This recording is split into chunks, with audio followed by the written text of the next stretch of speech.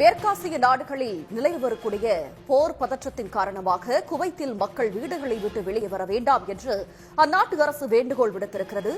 அங்கிருக்கக்கூடிய களச்சூழலை நம்மோடு பகிர்ந்து கொள்வதற்காக குவைத் வாழ் தமிழர் திரு ஷபூரா ஹமீது நம்மோடு இணைகிறார். வணக்கம் திரு ஷபூரா. அங்கே எந்த மாதிரியான சூழல் தற்போது நிலவுகிறது? கொஞ்சம் பதட்டமான சூழ்நிலை தான் நிலவிட்டு இருக்கு.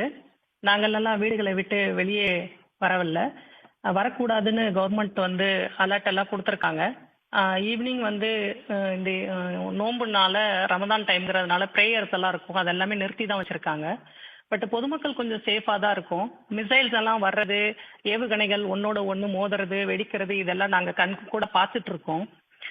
வீடுகள் எல்லாம் கொஞ்சம் சில நேரங்களில் அதிருது. அப்பப்போ சைரன்கள்லாம் ஒழிச்சிட்டு இருக்கு. அந்த சைரன்கள் என்ன சொல்ல வருதுன்னா 1, 2, 3 டைப் ஆஃப் சைரன்ஸ் கொடுக்குறாங்க.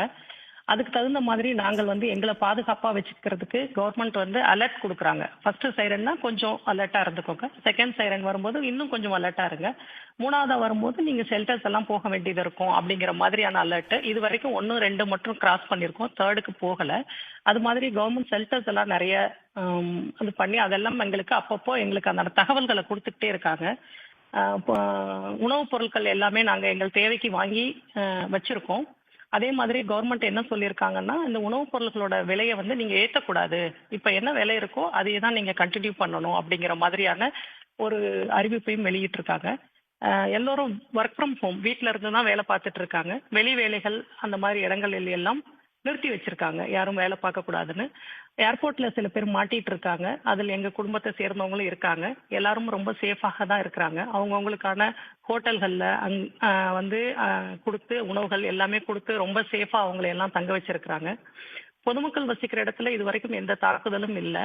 பட் இன்னைக்கு காலையில் அமெரிக்கன் எம்பசி மற்றும் வெளியில் இருக்கக்கூடிய இடங்களில் எல்லாம் பாதிக்கப்பட்டிருக்கிறதுனால ரொம்ப ஒரு மாதிரி பயந்த மனநிலைமையில தான் இருக்கும்.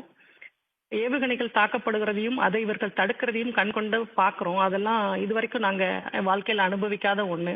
அதெல்லாம் ரொம்ப மிகுந்த ஒரு மன உளைச்சலை கொடுக்குது. மற்றபடி இந்த அரசாங்கம் கொஞ்சம் நல்லா பார்த்துக்கிறதுனால கொஞ்சம் பாதுகாப்பாக இருக்கிற மாதிரி இப்போதைக்கு உணர்றோம். இனி போகக்கூடிய நாட்கள் எப்படி இருக்கும்னு தெரியல. நிச்சயமா அங்க இருக்கக்கூடிய ஒரு பதற்றமான சூழலை நம்மளால புரிஞ்சுக்க முடியுது. எந்தெந்த பகுதிகளில் ஒரு பதட்டமான சூழல் தற்போது நிலவுகிறது, இந்த அலர்ட் அப்படிங்கிறதையும் கவர்மெண்ட் கொடுக்கறதை தாண்டி மிக பாதுகாப்புக்கு உள்ளான பகுதிகளில் இருந்து பாதுகாப்பாக மற்றவர்களை வெளியேற்றுவதற்கான பணிகளிலும் அந்த கவர்மெண்ட் ஈடுபட்டிருக்கா? ஆமா, கவர்மெண்ட் எங்களை எல்லாம் ரொம்ப பாதுகாப்பா தான் இருக்க சொல்லி அப்பப்போ அலர்ட் கொடுத்துட்டே இருக்காங்க. அதுக்குன்னு ஒரு கவர்மெண்ட் சைட்ல இருந்து ஒரு ஆப் எல்லாம் கிரியேட் பண்ணிருக்காங்க. அதுல அப்பப்போ எங்களுக்கான தகவல்கள் கொடுத்துக்கிட்டே தான் இருக்காங்க. நாங்கள் இருக்க பகுதியில் இப்போ நான் ஃபாஹில்னு ஒரு இடத்துல இருக்கேன். இப்போ எங்க வீட்லயே எங்க ஜன்னல் எல்லாம் அதிருது. எவ்ரி டைம் இப்போ ஒரு அரை மணி நேரத்துக்கு முன்னாடி கூட ஒரு மிசைல் எங்களை கிராஸ் ஆகுது, நாங்கள் பாக்குறோம். எங்க ஜன்னல், எங்க கட்டிடங்கள், எங்களோட வீடு எல்லாமே அதிர்றதெல்லாம் எங்களை உணர முடிகிறது. கொஞ்சம் பயமாவும் பதட்டமாவும் தான் இருக்குது இப்போதைக்கு. அங்க இருக்கக்கூடிய தமிழர்களின் கோரிக்கை என்னவாக இருக்கிறது ஷபூரா?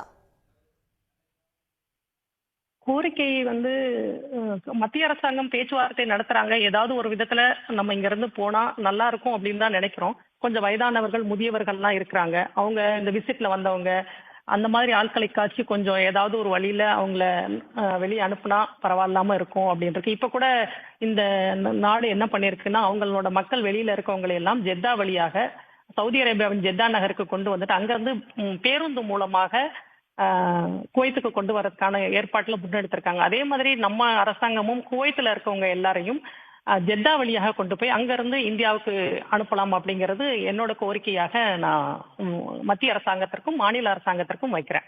உடனுக்குடன் செய்திகளை தெரிந்து கொள்ள சன் நியூஸ் பெல் ஐகானை கிளிக் பண்ணுங்க.